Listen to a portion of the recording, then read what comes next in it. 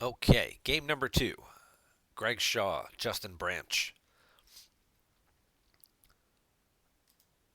These guys met in the OCS playoffs, I believe, with Silverglen winning. I think that was the final four. We've got No Idea. We've got Imperial Entanglements.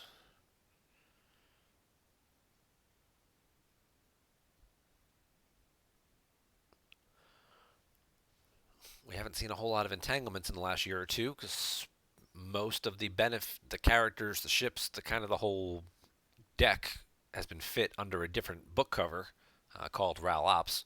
But with Rops taking a little bit of a hit in the last little errata here in the last couple weeks, entanglements, people are kind of picking that one back up and seeing how it stacks up. So Greg's also going to start Imperial Decree. That will help reduce the damage from Stardust. I think space is going to be a little bit more important for him to get established early because of the No Idea's ability to pull ships from the deck. Um, they could deploy ships directly to Tatooine to kind of challenge the Devastator. So Greg is going to solidify his Devastator with Ozzel and Mahdi.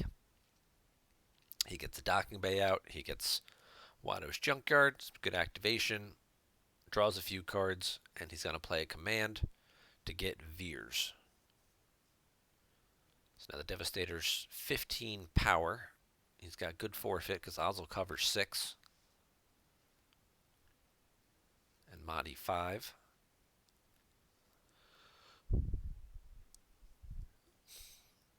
Justin's got some docking bays to pull for his extra activation. He'll get his Scarif sight, and we'll see if he's feeling brave. Cornhorn to the interior sight feels relatively safe. Entanglements is known more for playing with vehicles and things of that nature. And he will draw a few cards. So, not usually, because they're limited to just Imperials, you don't see a lot of, and the Destiny in the deck is okay. You usually have a decent number of characters. But, there's some a lot of 4s in the deck with the interrupts and occupations and stuff. And of course, there's always the possibility that Greg is playing the Trooper version, where he's just going to drop a whole bunch of Troopers. And he could overwhelm Cornhorn there, but he's got the Hujix, so not too much of a risk.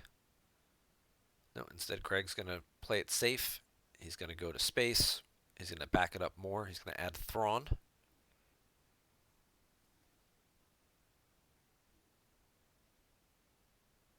So now he's 18 power plus an extra Battle Destiny there. He'll pull Battle Order. He's going to pick up the Stardust. Now he'll cause the direct force loss there, which will be reduced to 1 from the Imperial Decree.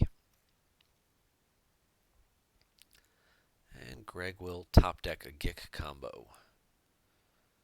And Silverglen will spend the 3 force and drain for 1, which will top deck an Imperial Command 2. Alright.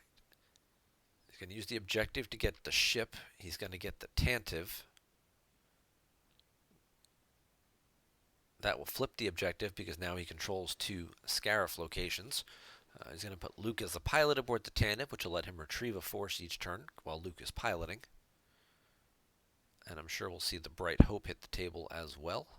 Oh, not yet. He's just going to draw some more cards. Without a mob points, Shaw can't really threaten Executor. Mara's ship is a possibility, or an extra Star Destroyer like a Conquest, also a possibility. He's got an EPP Mara that instead he's going to go set up his own objective damage here, and he's just going to go for the flip. Alright, so we've got Mara to one site, Veers to one site, Blizzard 2 in the middle. That will flip the objective. He does not have the occupation, though. Veers moves over and will get in the Blizzard 2, and then we'll park at the Desert Heart there. which requires plus force to move, except for guys that are +1 land speed, which is basically our guys who are scouts have +1 land speed, or Calfal. And Silverglen will retrieve one at the end of his turn with the weapons display shield, even though Luke would have retrieved one during the control phase. So if he has any lost interrupts, now would be a good time to play one. But doesn't look like he does. Alright, so Silverglen's got 3 damage coming up. One from Core and Horn, one from the drain at the system, and one from Stardust. Now that Greg is flipped, he also has the ability to retrieve troopers. So losing Sergeant Eyroll off the top there, that's actually beneficial for him because that's a guy he can retrieve during his draw phase. And there goes Barrack as well. He also loses another command. Now that Veers is also down, going to the exterior sites is a little less scary. So I expect we'll see Justin try and spread out here. He's going to drop Ray. He's going to use Ray to pull Hera. Be interesting to see. He's got to control more than his opponent. So he would have to block multiple sites in order to flip here. Ray's going to draw the bottom card, which is Cassian. And he's debating over who to deploy next. He's going to go with Vanden Willard. So now he controls 2 and his opponent controls less, so that will flip the objective back to the 0 side.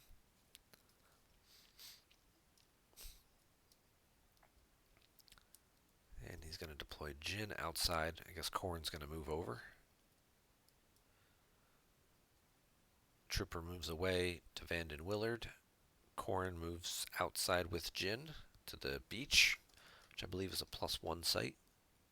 Yep, force drain +1. And spies reach power +1 there, so he gets a nice little bump from that.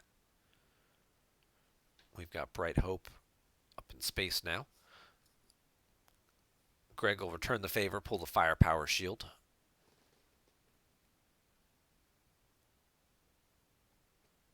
That's why I didn't back the Tantive. Yeah, Bright Hope. Yep. Oh, Silverglen's watching. Scouts have +1 land speed. Yes, I believe that is in the old rules. That scouts have +1. Or maybe it's just that they can... Yeah, they have land speed +1. They can't move like 2 sites, I don't think, but I feel like that's how you get around the desert, or with scouts. I can double check that, but I'm 99% sure that's how that works.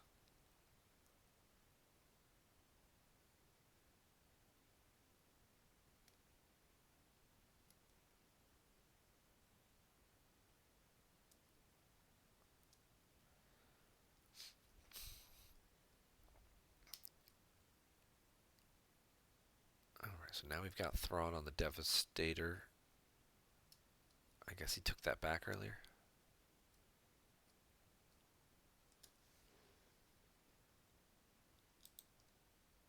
Piet's up there. Okay, so now he will drop Kyrkanos and reflip his objective as he goes to a non-unique desert, which again also has... Oh, I'm sorry. The desert text itself says you're moving here except for scouts requires +1 land speed.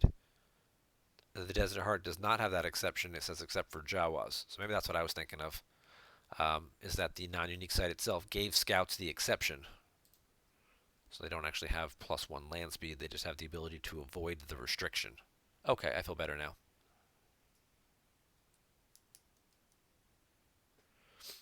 That makes more sense. I'm like, well, yeah, because otherwise then Jedi Luke would have been moving 2 sites at a time. So that didn't make sense.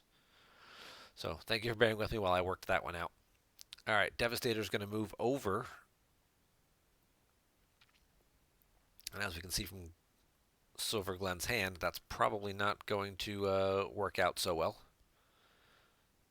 He's got the Gold Leader. He's got the Hera. He's got the Cassian. Bright Hope to then draw and subtract. Greg did save 3 force, though, so I guess he's expecting the gold leader to hit the table. But we're going to get some damage here first.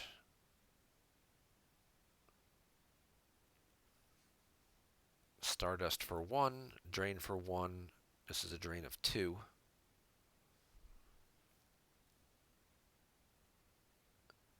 Didn't understand Greg's overdeployment at the Tatooine system. Yeah, I understand. I know the first sequence of putting guys down, obviously because the ability you can pull the ships, but then he adds. Maybe he just can't find any other ships, so he couldn't find Mahdi. So he stocked everybody up all on the Devastator, but it does seem like he does have a little bit more piled up there than he probably needs. Oh, we're going to get relatively unprotected used the other way. All right. Deploy on a Star Destroyer or vehicle. Its immunity to attrition is -4 and it may not react. So this was immune to less than 6 compliments of Mr. Veers. Also, by moving away, this part of the text that says opponent cannot draw more than 1 battle destiny, only related to systems you occupy. So that part is also not in effect. So Hera will get a 2nd battle destiny here, and Rey's going to add 1 to the total. And that's going to be bye-bye for Blizzard 2 and Veers.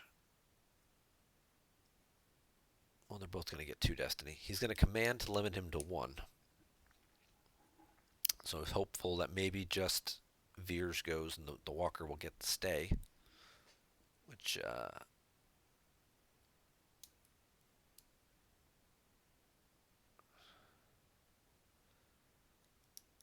he draws low. Hera will redraw that. With only 1 destiny draw, even with Rey adding to it. It's unlikely, given how many characters No Idea typically runs, that he'd be able to crack that 4. I'm sorry, 5 forfeit for Veers. All right. And with Insurrection out, Kraken's going to cover 6, so... Yep. So Veers will die, Kraken will die. The Walker will get the stay. He drew a couple of 2s there, so that's not going to help if he's looking for the possibility of trampling one of these guys. But if he remains flipped,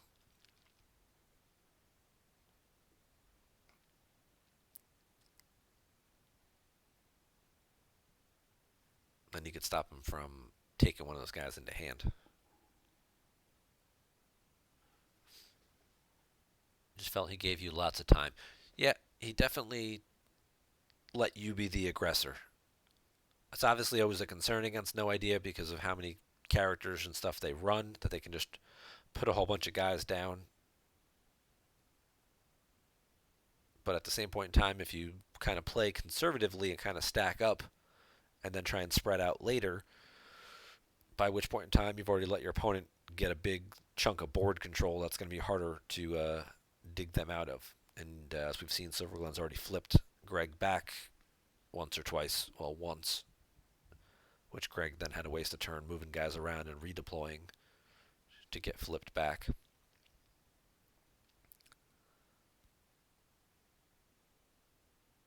Alright.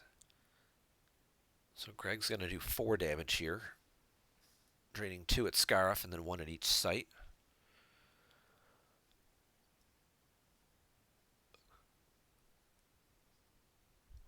Could deploy a bunch of troopers as a react, but he's not going to do that. Even though Greg has all his force activated, he wouldn't be able to draw a battle destiny.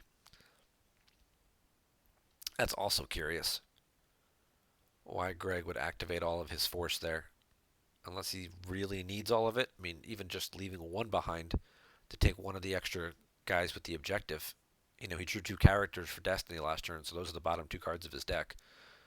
Unless he needed absolutely every card, leave 1 of them, draw it, take a character into hand to get an extra guy to work with. It's a pilot that could go sit on Blizzard too. All right.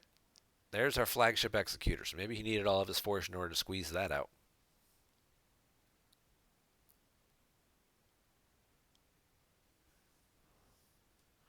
Drain of one at Scarif since no Imperials. Unless your Star Destroyer here, or Imperial at a related location. So there's two options there for how to make that drain -1. So he doesn't have guys at the site, but he does have a Star Destroyer there, so it's not reduced.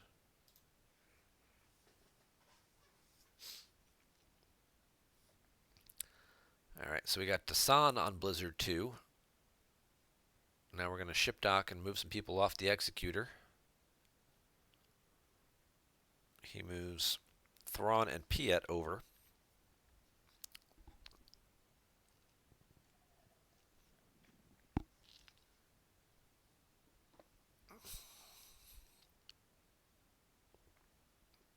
And the Rebel reinforcements do go in front of Mara.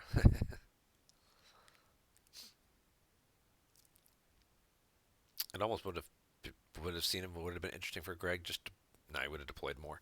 I was gonna say if he just would have initiated a battle there and just been like, I've got 5 power to your 3 power. I win. You lose 2 cards. But obviously, if he has another reinforcements, Silverglen could deploy it and get battle destiny and all that stuff. So not quite worth the risk.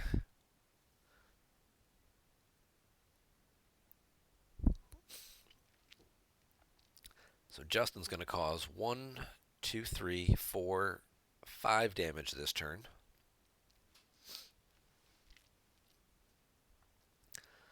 That is a considerable amount of damage, and it gets even worse when you think about, a deck like this, like Entanglements, or even like No Idea, that put so many cards on the table. Losing,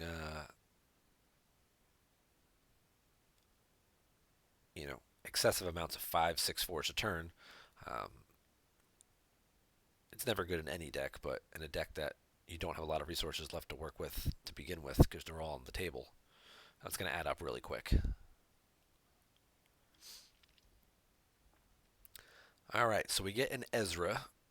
That's going to draw out a barrier, which is going to draw out a canceller.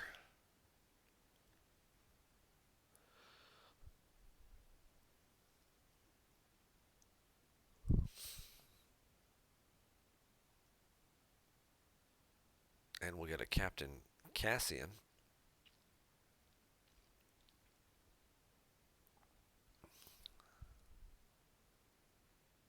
Ezra's going to get reinforcements.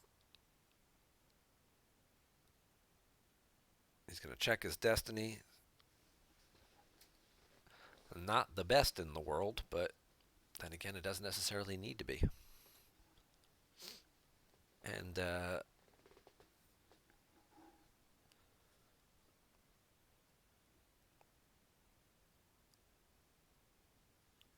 now that he did move back, battle deployment is back in effect.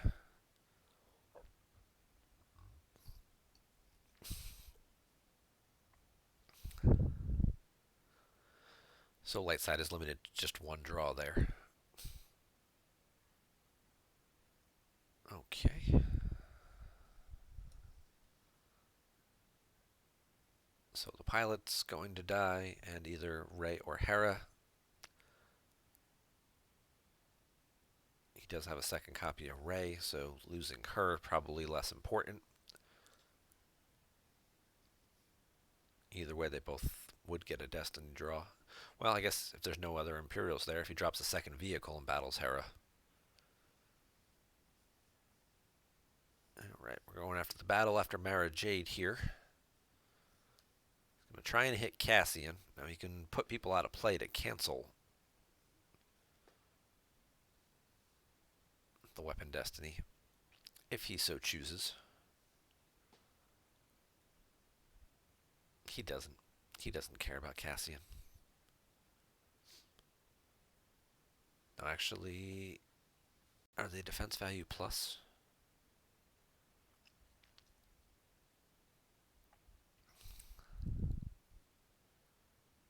Yeah, that does miss. So, spies are defense value +2. They get the power bonus with Stardust, but they're just defense value +2 everywhere. So Cassian was defense value 4, which is why I didn't need to cancel the 4. wait and see what he draws on the second one, and then decide whether or not to cancel it. So he does, and he puts Captain Yutani out of play. Greg's going to play a Dark Time here, so his Battle Destiny can't be canceled. That will certainly be helpful.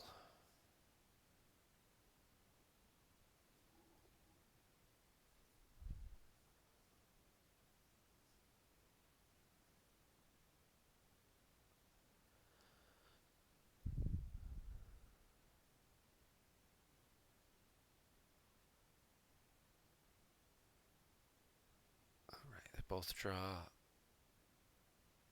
decent destiny here. Since Cassian didn't use his text, I'm sure we'll see the Trooper go.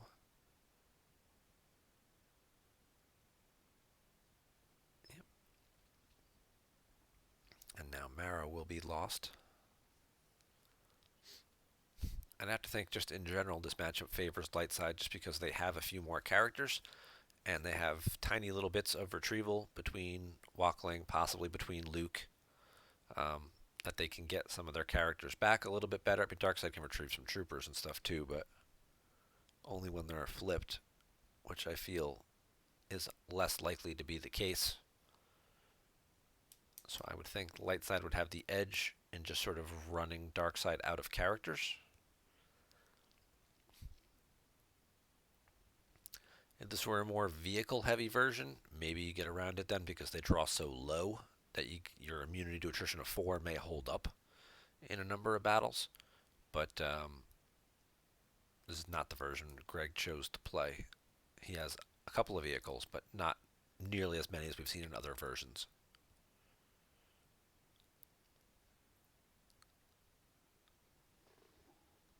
Lightside deploys so cheap. Yeah, Lightside also does get the benefit of deploying a bit cheaper too. I mean, they're both activating quite a bit of force, but yep. And then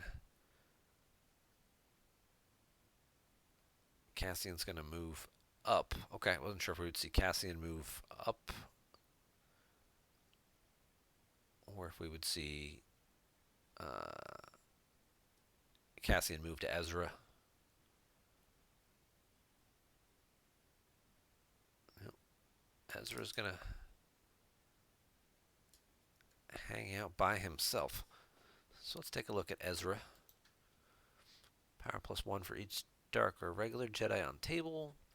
Start of opponent's turn. If you're at their site, choose. Their force generation is -X this turn, or you can activate up to X. So he's going to make Greg activate -1.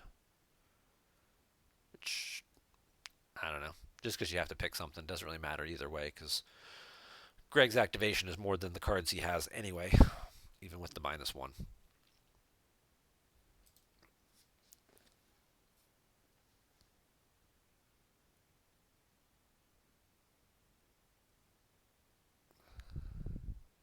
Four, 4, 3 remaining. Okay, so he does have some vehicles left. Okay.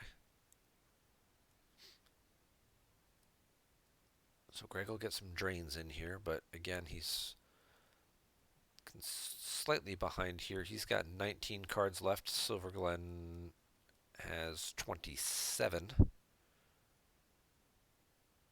26.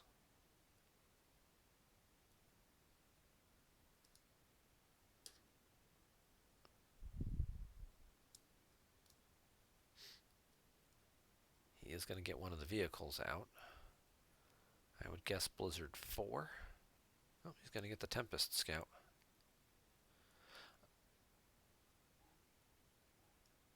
He wants to make sure the 4s, both 4s remain in the deck, so he draws them for Destiny. Cornhorn's only immune to less than 3, so he'll draw the 4. And even if he had, they're tracking us or something to subtract 1, that would still be good enough to get rid of Cornhorn, which will move the Stardust back. So he solves a drain of 2 plus an extra 1 ping damage with this play here.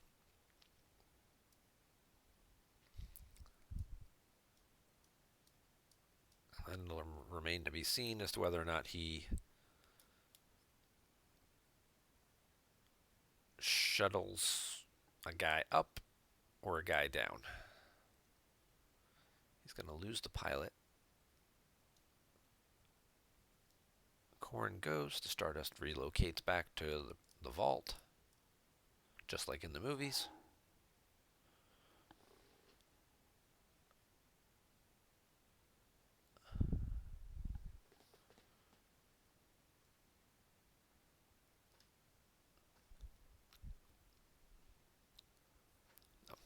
Dark side picks on Ezra. Did I read that wrong?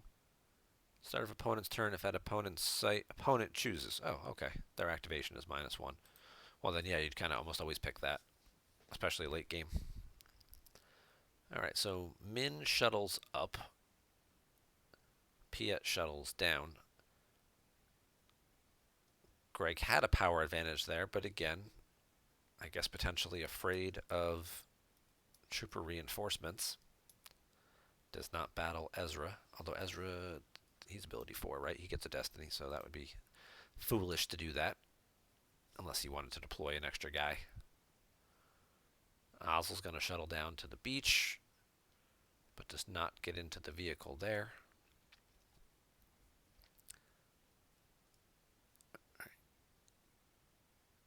So Greg's trying to buy himself some time here to see how much more damage he can do. He's starting to fall behind just in board control, but it's not a whole lot of damage output now.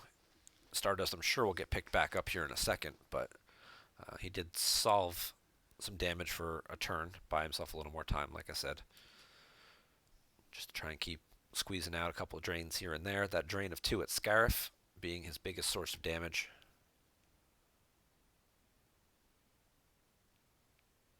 Luke will retrieve and get Horn back. Greg's got no force saved, so now here comes the gold leader. And that's going to mean bad things for the Executor.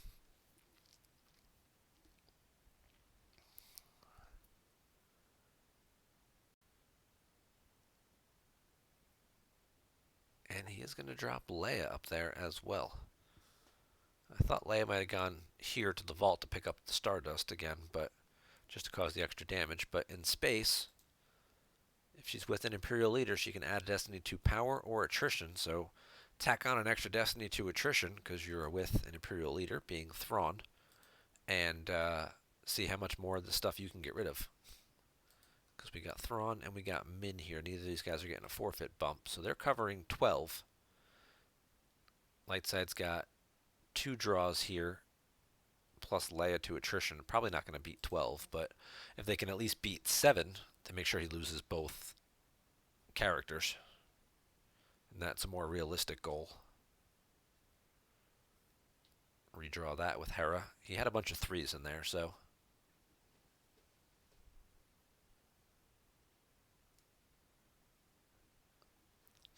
He's already lost an occupation or 2, so trying to put the 5 back while you can, just in case, this battle ends the turn.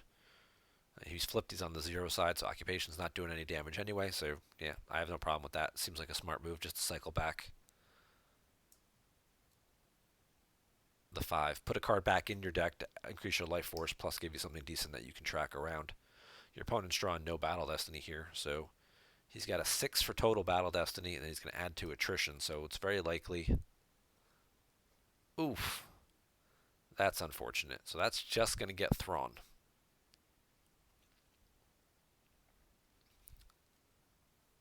And Thrawn also covers the battle damage.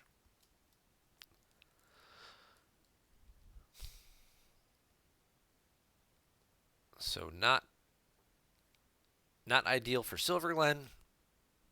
Manageable for Shaw. You're going to find many things depend on your point of view.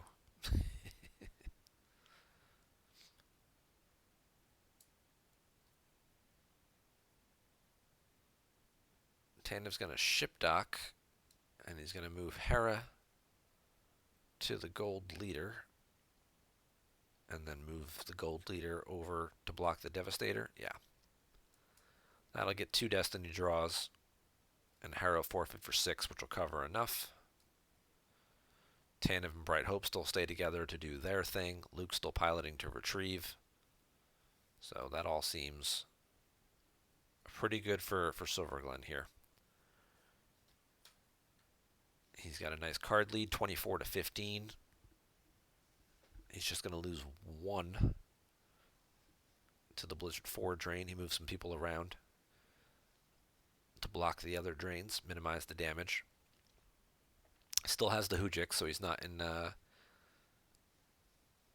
any real danger here.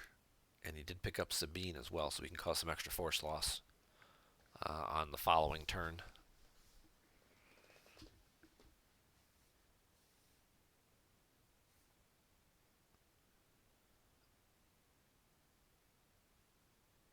Jin draws a 3. So he's down by 7, so it's her and 2. May not necessarily be worth playing a Hujix to save a card at this point. I mean, you gotta imagine Greg doesn't have too much left anyway, so maybe.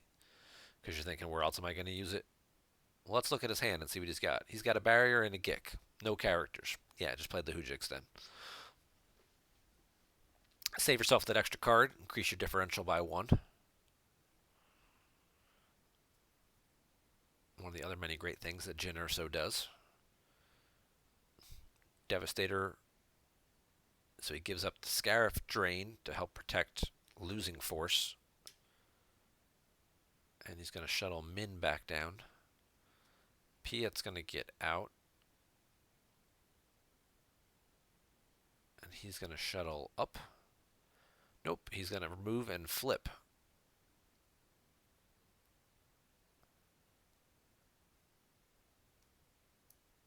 Can't imagine that's going to last very long, though. Does let him retrieve a trooper.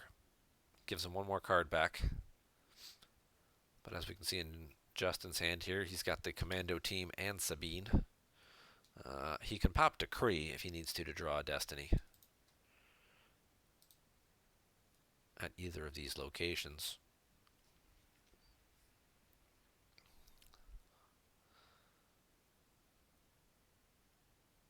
First things first, we got to do some damage.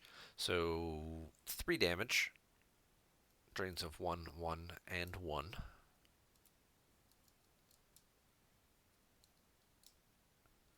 And we'll see where Silverglen wants to attack. I would expect he's going to battle in space. He could put Sabine up in space, cause some... He's not going to get the power overflow, though, so that's not really worth it. He does retrieve the Hujix.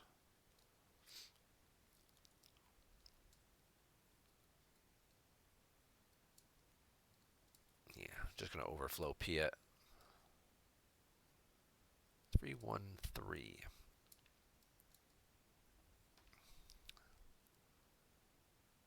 He's going to get the Profundity because he's flipped back. Wow. By losing the guys on the ground, he got flipped back. So now he gets a Profundity, which he gets to deploy for 2, which is crazy. Crazy good. Nice little power bump there. Not as big because of the Admiral's Order, though. And he's going to put Sabine in front of Min to flip back to the 0 side again.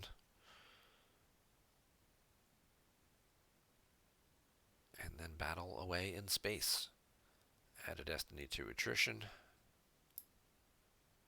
Hera moved away, so he only gets 1 battle Destiny here. But they're both 3s. And he does get to retrieve a card for drawing a Spy.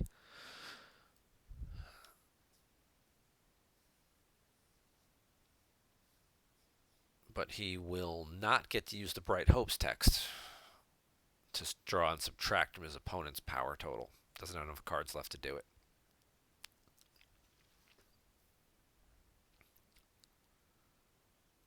Oh. But Cassian's there, so he can just cancel the Battle Destiny, so he doesn't need... since there's no Battle Destiny draw, he wouldn't get to use Bright Hope anyway, so that works out. So now we get his extra Destiny to Attrition.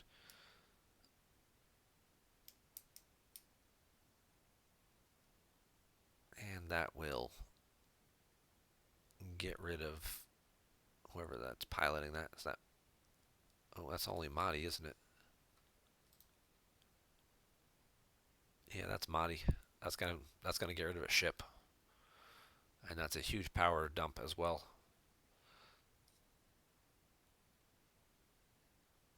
Two battle damage. So Profundity goes, and he'll top deck 2 cards. Gets rid of the Heading and the Corrin Horn.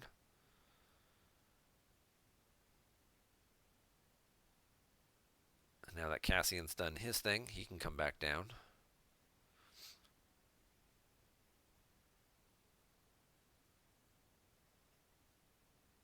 Still doesn't get him a Battle Destiny draw here, though, but he's got enough power. And we know Greg doesn't really have any characters in hand because we saw his hand last turn.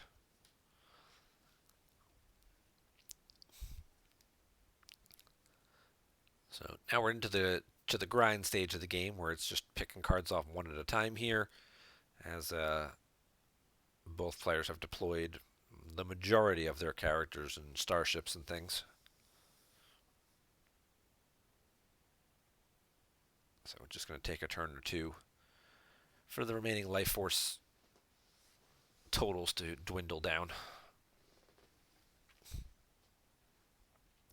And there's Blizzard 4 hitting the table, but it is going to get perimeter scanned, so it cannot battle and it cannot download a character. Silverglen's been sitting on that card for quite a while. But he is going to go for the trample on Sabine. And that is a 4, but she's armor 4 or 5, isn't she? She's armor 5. Oh, but it targets ability, trample does. It's not defense value. It's one of the weird cards that never got updated. Still targets ability. It's only weapons that were changed to target defense value.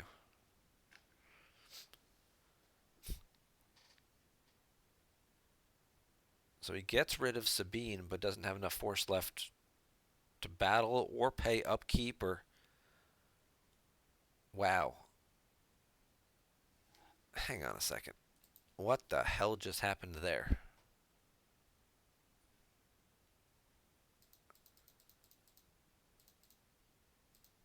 Blizzard 4 got perimeter scanned, so it couldn't battle. Okay. So then he just tramples and then lets Blizzard 4 die. Okay. That makes more sense. Totally forgot about the perimeter scan. Just right out of my head. So he gets rid of Sabine. That'll prevent him from taking any extra force loss. But he is going to eat quite a bit here between a couple of ground drains of 2 and 1. Because the junkyard here says, just while Watto there's no drain minus on it. It's the other site. It's this one, I think, that has the drain minus, unless you're smuggler or thief. Yeah. So Greg down to just 6 cards left. And Silverglen getting to retrieve.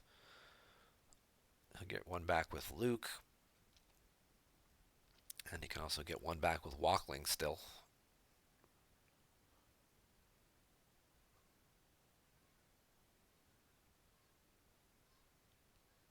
And we'll just try and get Greg out of space, because that would pretty much end the game, because Greg couldn't afford to pay for really any drains here. So he's going to draw 5. He's going to add a Destiny to attrition as well, and then subtract from his opponents. I think he had 3, 5, 1 in there, so...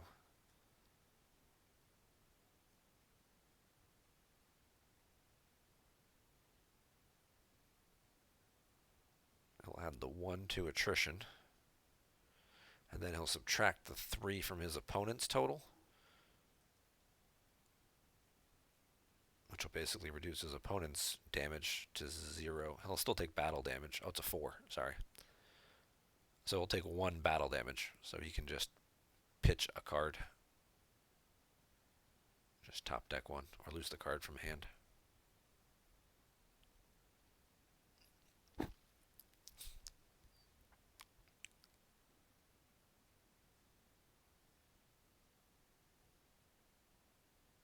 Gold Leader lands at the docking bay, and Hera gets out. And then Hera moves over. I think I would have preferred here if he just paid in the extra force and had Gold Leader land at the beach, because then at least he'd have the extra forfeit from Gold Leader. He wouldn't get any power or anything like that, but he'd still have his forfeit. So if Greg battled him, Hera can draw Destiny, and then he could just lose the Gold Leader. But I don't think we're going to get that far that it's going to make a difference. So I'm sure this will work out just fine.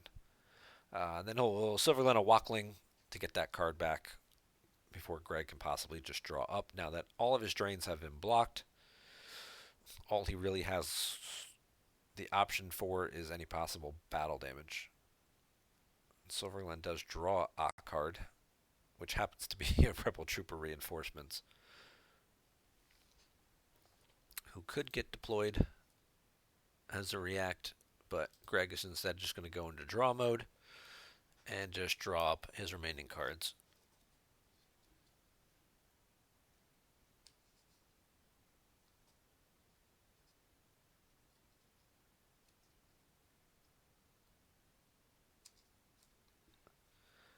All right, and that'll be a win for Silverglen by 16.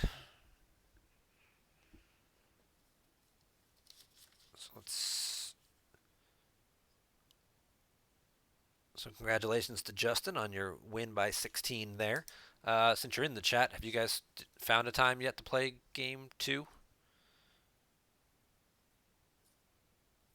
Which again, looking at these two decks, should be an interesting matchup. I won't say any more than that. It's not really saying much to begin with, but 16 is not always. It's starting to get a little bit more challenging to deal with because you have to start worrying about not just the number of cards you put on the table, but also your hand size and things like that. But anything under 20 is at least doable, at least worth playing the game out and things like that. When you start to get over 20 is when it starts to get really challenging, and anything close to 30, uh, you're talking about a less than 10% chance of a comeback there. But stranger things have happened. I just asked Tom Kelly about our 2008 MPC match where I won the first game by 31, and he almost didn't want to play the second game, and then we did, and then game number 2 he won by 32 because I failed 6 times in a row to blow up the main power generators. That was when there was a Hoth objective for Darkside that you got to blow up the main power generators. So not yet. Greg hasn't gotten back to me. Yeah, Greg doesn't get back to a lot of people, so don't take it personally. Um, so all right, so we only a couple days left here, but like I said, I know we've got. Oh, the website's down again. Yep. All right.